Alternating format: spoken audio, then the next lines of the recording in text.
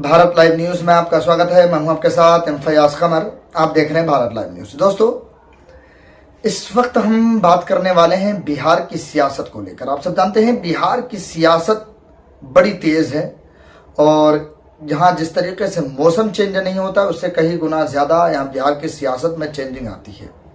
जी हाँ दोस्तों, आप सब जानते हैं कि बिहार के अंदर हर समाज की, हर एक जात की अपनी एक पॉलिटिकल पार्टी है। अगर किसी की नहीं है तो वो मुसलमानों की नहीं है।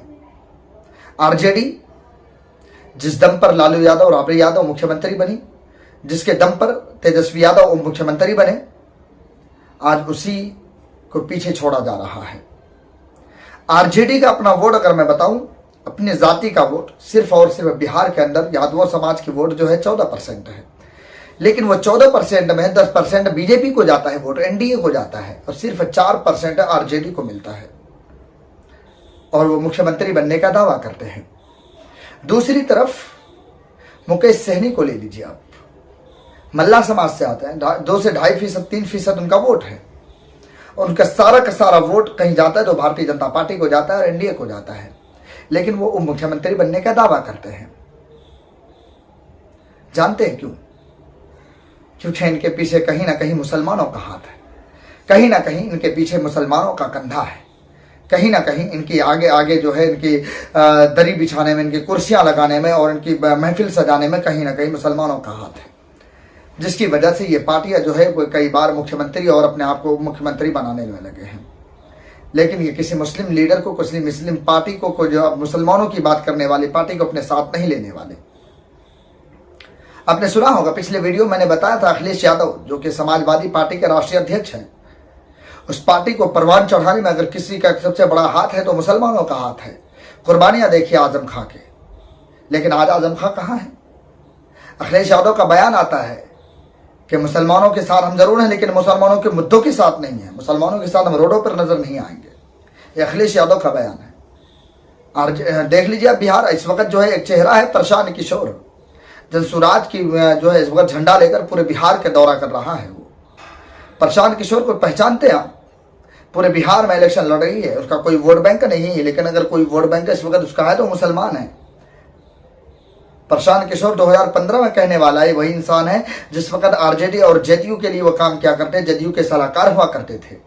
प्रशांत किशोर ने कहा था कि अगर जीतना है, अगर कामयाब होना है, बिहार में अगर सत्ता पाना है तो मुसलमानों को साइड में रखना होगा, मुसलमानों के साथ स्टेज शेयर नहीं करनी होगी। ये प्रशांत किशोर कहने वाले। आज प्रशांत किशोर जो है मुसलमानों के मसीहा बनने जा रहे हैं। ये बातें मुसलमानों को नजर नहीं आती है, मुसलमानों को समझ में नहीं आती है। इसलिए मैं बार बार कहता हूं, मुसलमानों कब तक यूं दरियां बिछाते रहोगे? कब तक इनके आगे पीछे करते रहोगे? कब तक भाजपा को हराते रहोगे? कब तक बीजेपी को हराने का ठेका लेते रहोगे? अब तो हाँ क्या ना खुल लो। कब तक सोते रहोगे खरगोश की नींद? सारी जातियों का वोट, सारी बिरादरियों का अपना पॉलिटिकल पार्टी, आखिर मुसलमानों का क्यों नहीं है? कभी सोचा आपने? इस देश के अंदर मुसलमानों का कोई वजूद नहीं, कोई हैसियत नहीं रहा। बाकी इसकी बुनियादी वजह है कि आपकी कोई पॉलिटिकल पार्टी नहीं है, आपकी आवाज के लिए कोई खड़े नहीं है, आपके लिए कोई बोलने वाले नहीं है। आप जिनके लिए लड़ते हैं, आप जिनके लिए मरने के लिए तैयार हो जाते हैं, वो पार्टियां आपके लिए सीधे तौर पर यह कह रही है कि हम आपके साथ नहीं आएंगे, आपके साथ, आपके मुद्दों पर हम रोडों पर नजर नहीं आएंगे क्योंकि हमारा वोट खराब हो जाएगा। ये सारी चीजें सुनने के बावजूद भी अगर आप बेदार नहीं होते, मैं समझता हूं फिर आने वाले वक्तों में आपका कोई मसीहा और आपके लिए कोई बोलने वाला, आपके लिए कोई लीडर जिंदा दिली के साथ नहीं लड़ने वाला होगा। इसलिए अब वक्त है कि खुद के अंदर लीडर पैदा कीजिए, खुद के अंदर कौमी जज्बा पैदा कीजिए और खुद के अंदर एक पॉलिटिकल लीडर पैदा करिए। तब जाके आप हिंदुस्तान के अंदर सही तरीके से जी पाएंगे। आप हर समाज का, बिहार के अंदर ले लीजिए, कुर्मी समाज का एक अपना नेता है नीतीश कुमार, कुर्मी समाज के दम पर मुख्यमंत्री बने हुए हैं। जीतन राम माझी समाज के ऊपर, चिराग पासवान जो इतनी बड़ी पार्टी बनी हुई है सिर्फ पासवान समाज के ऊपर, मुकेश सहनी आज जो बोल रहा है, हर चिल्ला रहा है मल्ला समाज के ऊपर, तेजस्वी यादव समाज के ऊपर। आखिर मुसलमानों का कोई नेता क्यों नहीं है? इसलिए अपना लीडर चुनिए, अपना नेता चुनिए। आज ऑल इंडिया मजलिस इत्तेहादुल मुस्लिमीन प्रस्ताव भेजती है आरजेडी के पास कि हमें भी गठबंधन में शामिल कर लीजिए, लेकिन आरजेडी सिरे से खारिज कर देती है। हम आपके लिए कोई दरवाज़ा नहीं खुला हुआ, हम आपको साथ में नहीं लेने वाले, क्योंकि अगर आप हमारे साथ आते हैं वोट तो क्या ध्रुवीकरण हो जाएगा, वोट का बंटवारा हो जाएगा।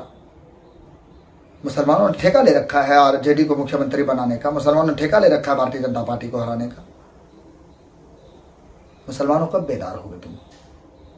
अभी बेदार होने का वक्त है, जागिए ना, सोचिए इस बारे में, और इस वीडियो को ज़्यादा से ज़्यादा शेयर कीजिए, तमाम लोगों तक पहुंचाइए, क्योंकि आज मुसलमान इस देश के अंदर बेबस नज़र आ रहा है, बेबसी का शिकार है और सौतेलापन का शिकार हुआ जा रहा है।